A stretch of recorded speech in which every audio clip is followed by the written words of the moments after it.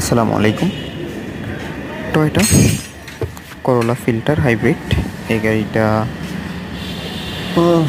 কিছু warning light on হয়েছিল এবং আমরা কিছু ডিটিসি পেয়েছি এবং গাড়ির ইনস্ট্রুমেন্ট ক্লাস্টারে হেভি সিস্টেম চেক একটা মেসেজ শো করতেছিল এবং গাড়িটা অতিরিক্ত ইঞ্জিনে চলে, হাইব্রিডে একেবারেই কম চলে।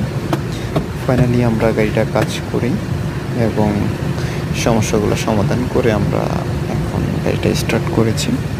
আপনারা জানেন যে আমরা হাইব্রিড নন হাইব্রিড নিয়ে কাজ করে থাকি এবং আমাদের কাছে হাইব্রিডের brake booster engine with gear box ABS module available পাওয়া যায়।